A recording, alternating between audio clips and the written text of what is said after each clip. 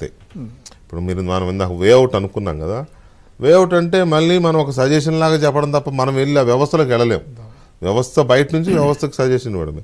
వాళ్ళు ఇప్పుడు ఎన్నికల నిఘా వేదిక ఉంది, ఇప్పుడు నిమ్మగడ్డ రమేష్ గారు, ఎల్వి సుబ్రహ్మణ్యం గారు, వీళ్ళంతా ఐఏఎస్లు అండి,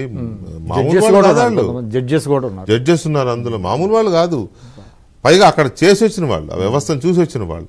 అలాంటి వాళ్ళతో నడుస్తున్న ఆర్గనైజేషన్ ఈ state, not only in Andhra Pradesh and Telangana, దేశం అంతా ఉన్నాయి ఇలాంటి ఆర్గనైజేషన్. లెట్స్ ఓట్ అని కదా, వీళ్ళందరినీ కలుపుకొని ఒక వర్క్ షాప్స్ నిర్వహించి, నీకు అంతకీ ఇబ్బంది అయితే ఈ స్టేట్లో వాళ్ళని ఇంకో స్టేట్లో పెట్టు, ఇంకో స్టేట్లో వాళ్ళని ఇక్కడ పెట్టి సంథింగ్ వాళ్ళ ద్వారా అవకతవకలు జరగకుండా చూడాల్సిన ఫుల్ ప్రూఫ్ వ్యవస్థని చేసుకోవాల్సిన అవసరం ఉంది. అంటే ఇప్పుడు రావు గారు చెప్తుంటే నాకు ఆశ్చర్యం ఏంటంటే, వాళ్ళు తలుచుకుంటే అనే అంటున్నారు. అదే కదా, తలుచుకుంటే జరగాలే తప్ప వాళ్ళు ఎందుకు తలుచుకోవట్లేదు అనేది, వాళ్ళు ఉన్నదే తలుచుకొని చేయడానికి కానీ తలుచుకుంటే అనేది అక్కడే ఉన్నది. అదేను రమేష్ గారు కూడా ఒక మాట అన్నారు, నాకు తర్వాత గుర్తొచ్చింది, కొన్ని అదృశ్య శక్తులు అడ్డుపడుతున్నాయి అన్నారు. 2-3 సార్లు వచ్చింది అది అసలు ఇది చాలా విచిత్రంగా ఉందన్నమాట. ఇక అంటే ఇక ఎట్లాగా దీనికి ఇంకా అదృశ్య శక్తులు ఏముంది, అర్థమైపోతానే ఉంది. అంటే ఓపెన్ గా చెప్పలేం కానీ వారు ఏంటంటే ఆయనకున్నటువంటి దీంట్లో అనుభవంతో చెప్పాడు, అనుభవం ఆయనకున్న లిమిటేషన్స్ తో ఆయన చెప్పారు అదృశ్య శక్తులని.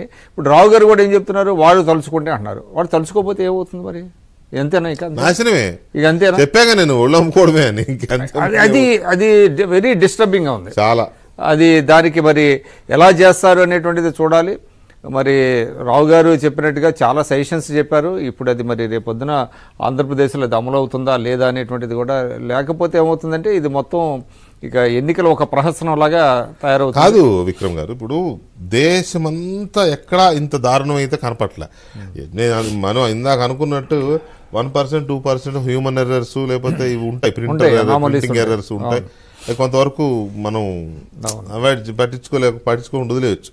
కానీ ఇంత లార్జ్ స్కేల్లో 10%, 15% ఓట్స్ మ్యానిపులేట్ చేయబడుతున్నాయి అన్నప్పుడు, ఒక రాష్ట్రంలోని ఇంటెన్షన్ అదే ఒక పర్టికులర్ ఒక టెరిటరీలో అవి జరుగుతున్నాయి అనుకున్నప్పుడు, ఎందుకు ఎలక్షన్ కమిషన్ ఆ టెరిటరీ మీద, whether it is state or district what ever constituency కూడా కావచ్చు, అక్కడ ఎందుకు ఒక స్పెషల్ అబ్జర్వర్ని, వారు అన్నట్టు ఇందాక ఒక స్పెషల్ అబ్జర్వర్స్ను లేదా స్పెషల్ వీళ్ళను వేరే చోటికి పంపించి ఎలక్షన్ అయ్యేదాకా ఎందుకు చేయకూడదు? నిమ్మగడ్డ రమేష్ గారు మీరు అన్నట్టు ఇంకో మాట కూడా అన్నారు, ఓటర్ల జాబితాల మీద చాలా సందేహాలు వస్తున్నాయి, ముందు కనీసం వాటిని నివృత్తి అన్నా చేయండి బాబు అని. అది కూడా లేదు సిస్టమ్. అదేనండి, అది ఇప్పుడు వారు అన్నట్టుగా కేజీ రావు గారు, మేము కూడా చాలా సంవత్సరాల క్రితం బీహార్లో ఆయన ఎన్నికల అబ్జర్వర్గా ఉండి చాలా అక్రమాలు బయట తీశారు. శేషన్ గారి కంటే ముందు రావు గారికి తెలుసు కాబట్టి చెప్తున్నాను. అట్లాంటి అబ్జర్వర్స్ని కొంతమందిని పెట్టి, వేరే రాష్ట్రానికి చెందినటువంటి అబ్జర్వర్స్నైనా కనీసం ఇక్కడికి తీసుకొచ్చి చేయాల్సినటువంటి బాధ్యత ప్రధాన ఎన్నికల కమిషన్ మీద ఉన్నదండి. మరి రేపు ప్రధాన పార్టీలన్నీ కలుస్తున్నాయి కాబట్టి వారు ఏమి రిప్రజెంట్ చేస్తారు, వారు ఏమి నిర్ణయం తీసుకుంటారు అనేటువంటిది మనం చూడాల్సిన. అల్టిమేట్గా ఏంటంటే ప్రజల యొక్క అభిప్రాయం అనేటువంటిది ప్రివేల్ కాకపోతే ఇక దానికి నో మీనింగ్. ఇక అవును, డెమోక్రసీకి నో మీనింగ్. అసలు ఎన్నికలు అనేది ఒక ప్రహసనంగా మారిపోతుంది. అంతే. నో మ్యాన్ ల్యాండ్కి ఈ ల్యాండ్కి పెద్ద తేడా ఏముండదు ఇంకా. సో ఎనీవే చూద్దాం, ఏమైనా మార్పులు జరుగుతాయి. డెమోక్రసీని కాపాడే ఒక పటిష్టమైన చర్యలు ఏపీలో తీసుకుంటుంది ఎలక్షన్ కమిషన్. దానికి మిగతా వ్యవస్థలన్నీ సహకరిస్తాయి.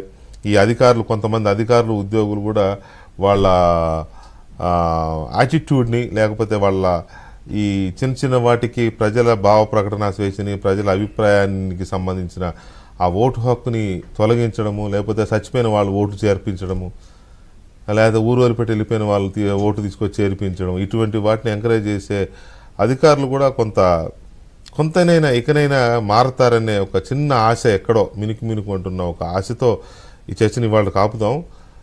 వదిలేదైతే లేదు, ఇంకా ఉంటది వీళ్ళు ఈ వాయింపే కార్యక్రమం మనల్ని ముందు నడిపించేది. అంతే. ఆ హోప్ ఒకటే ప్రజలనైనా మమ్మల్నైనా ముందుకు నడిపేది ఆ హోపే. మీరు మారతారనే ఒక ఆశ